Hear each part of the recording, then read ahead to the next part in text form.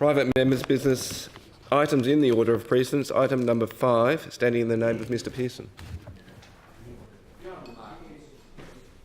Thank you very much, Mr. Deputy President. The Catholic Church, Cardinal George Pell.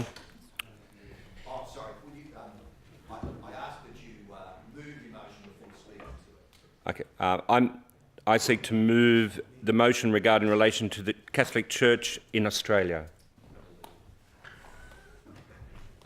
That'll do? Okay. The Catholic Church, Cardinal George Pell. Members might wonder why a fellow member of the Legislative Council would call upon this House to support such a motion when a Royal Commission is on foot.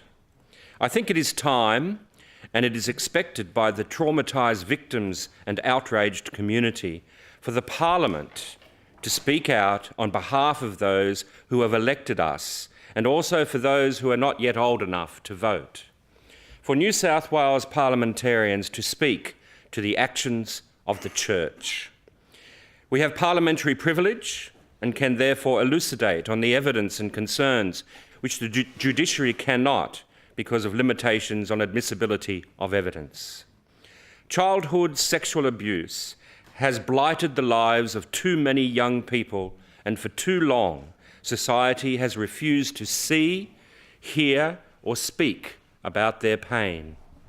It has caused premature deaths through drug and alcohol abuse, risk-taking behaviours, self-harm and suicide. It occurs within families, within educational, sporting, health, cultural and religious organisations, and in fact anywhere where adults are in authority over children. Children have been sexually abused by their music tutors, scout leaders, swimming coaches, foster carers, doctors and dance teachers. Most damningly of all, they have been abused by those who give instruction about the moral standards required to guide them through life, their religious leaders.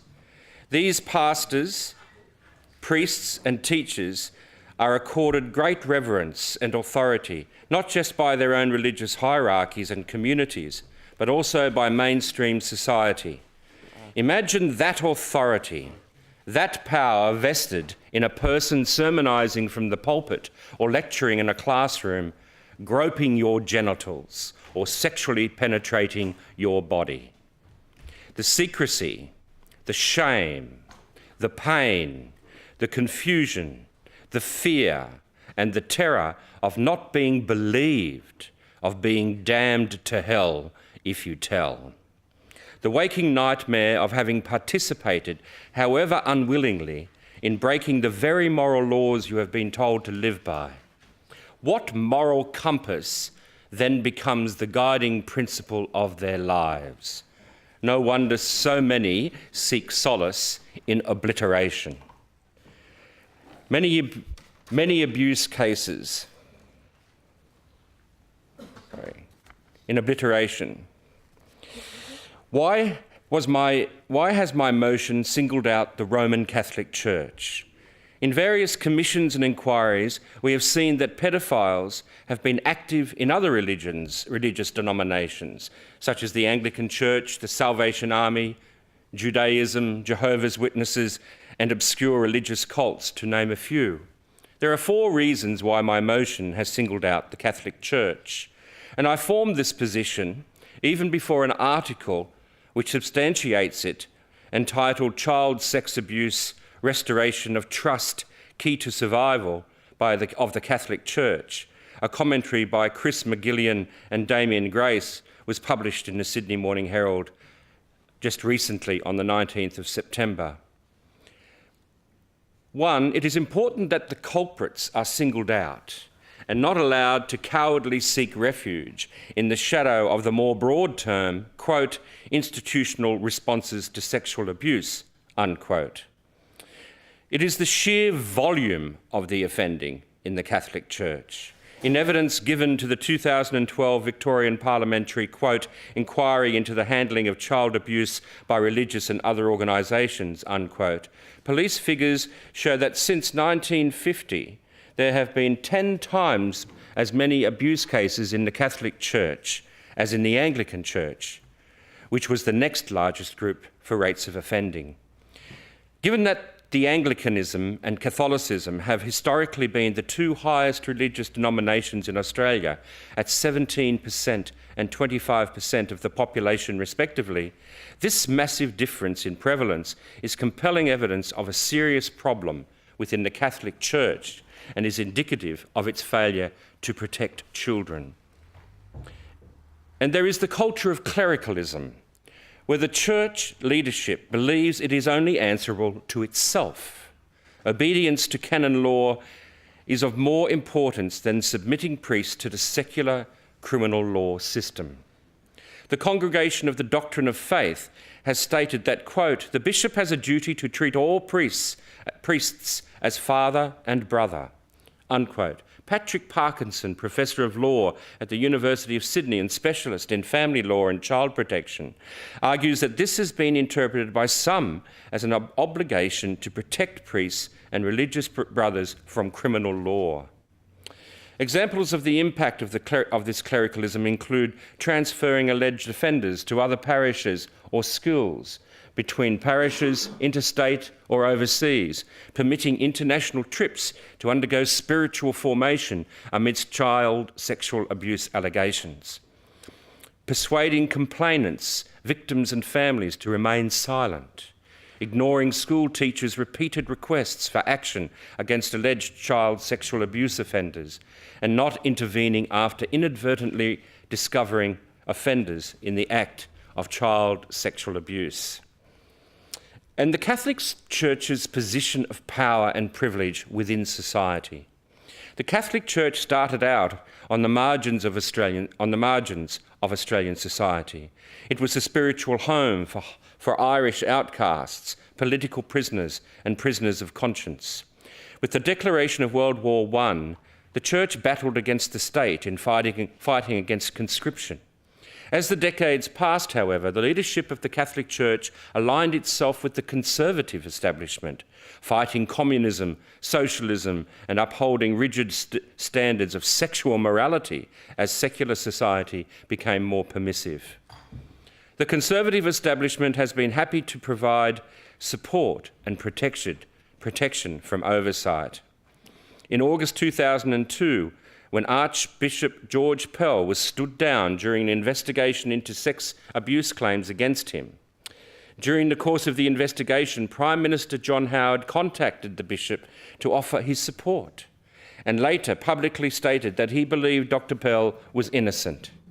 In 1996, as public outrage grew over the Catholic Church's failure to adequately respond to child sexual abuse, then Premier Jeff Kennett said, quote, "I was reassured that George said yes, he'd get stuck into it. I was told that he had put together a response. It's not for me to sit in judgment of whether the response was adequate or not," unquote.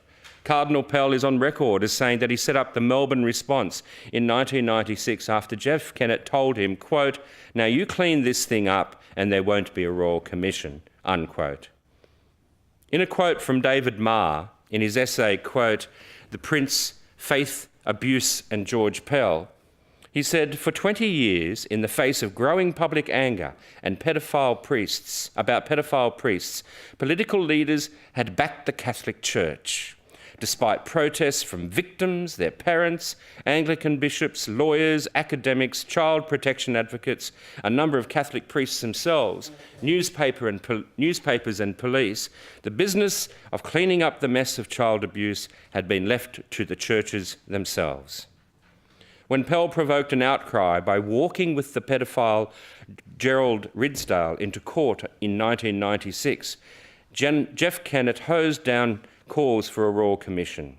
When Pell was accused himself of abusing boys, John Howard blocked calls for a Royal Commission.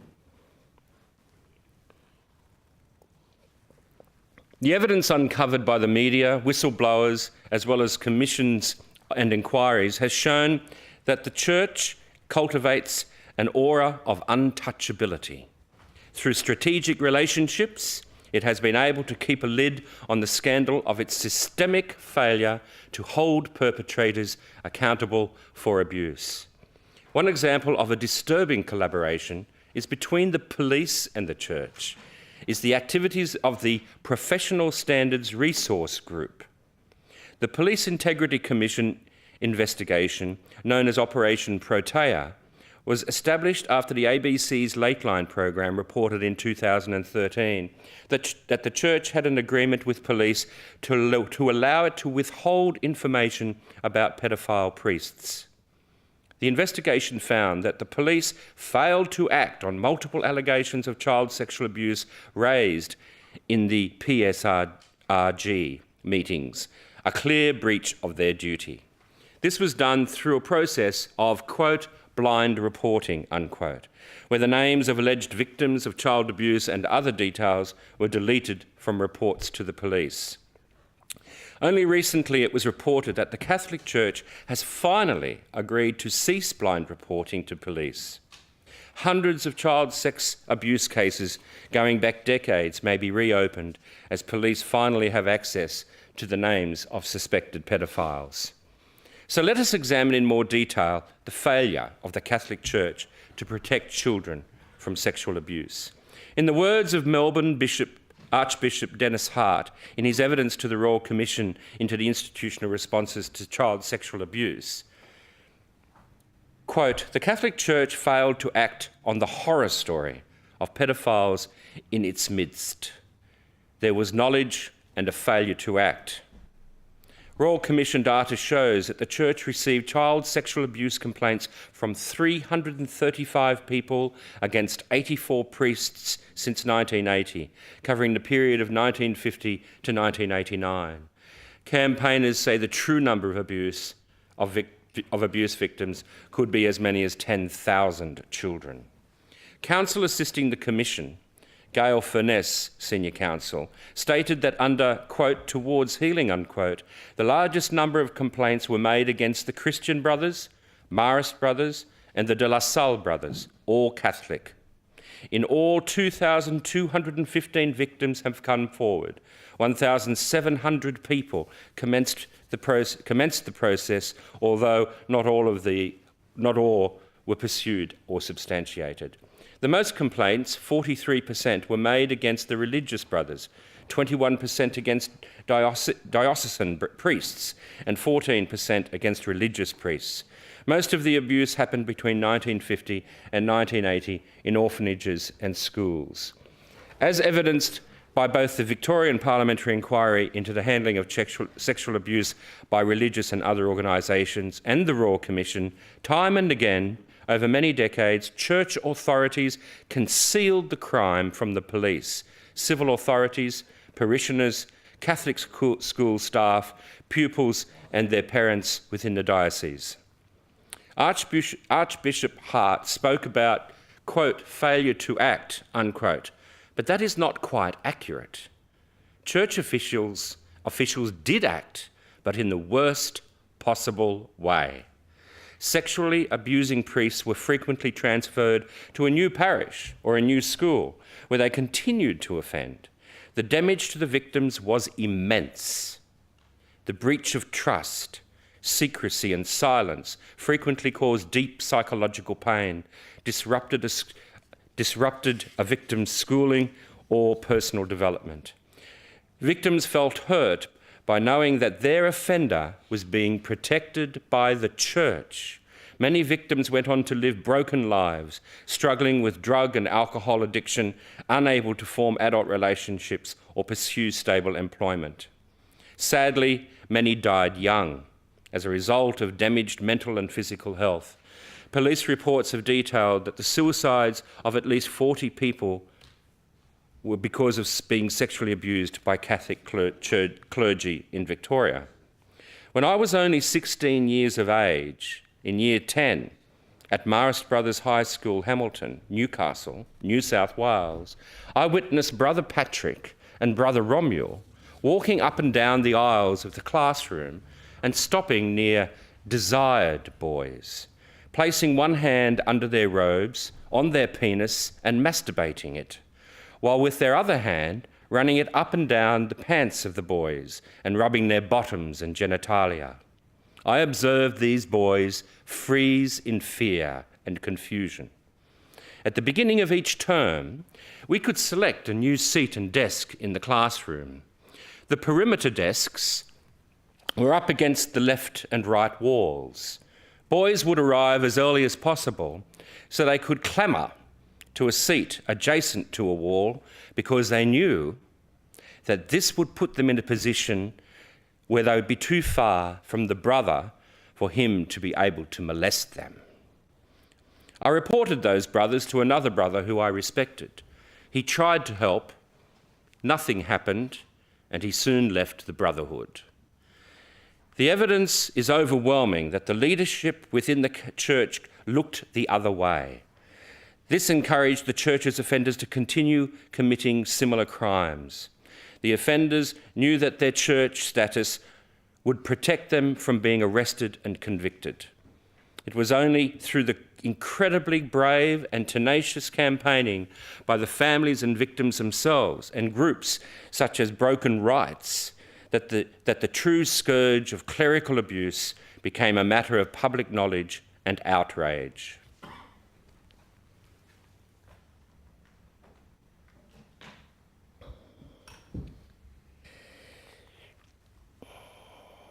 Over the last 30 years, we have seen the scandal within the Catholic Church unfold. Some perpetrators were finally brought to justice. A number of priests were convicted and jailed. It took decades for their child victims to be believed and to experience vindication. In many other instances, charges could not be proceeded due to lack of evidence or due to the death or incapacity of the accused. And what was the response of the Catholic Church when these priests came before the courts? Who can forget the image of Cardinal, then Archbishop Pell, walking side by side with the notorious pedophile Gerald Ridsdale as they entered the court precinct for the trial?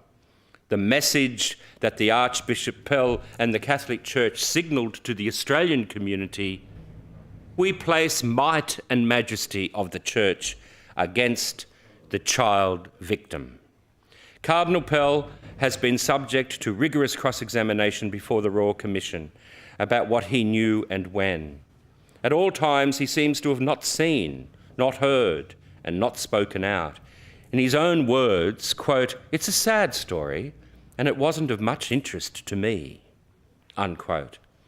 As a prince of the Church, it is clear that the investigation of sexual abuse of children by its servants is of such low priority. Let's look at Gerald Ridsdale, just one example of what the Church knew and what it did. At Ridsdale's 1994 trial, it was claimed that as early as 1971 he had been sent to a psychologist for the treatment of paedophilia. At Inglewood in 1973, a parent complained that Ridsdale had molested their son.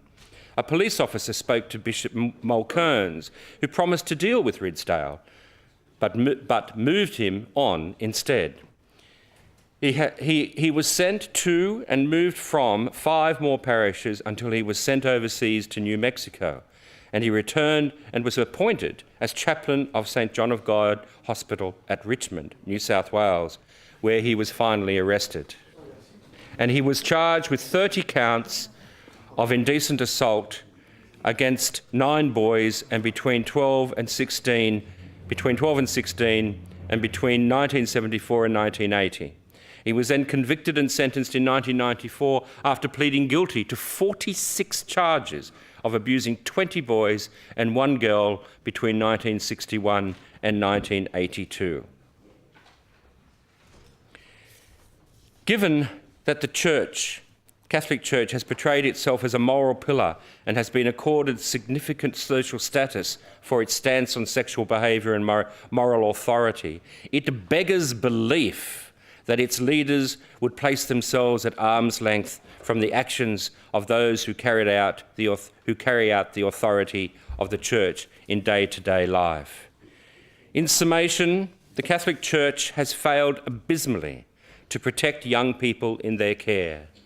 The leadership of the Catholic Church has consistently and deliberately, over many decades, prioritised the reputation of the Church and the protection of pedophile priests over the safety of children.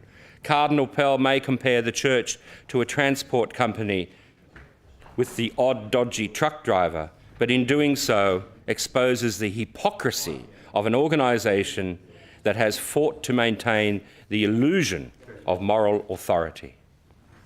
Thank you.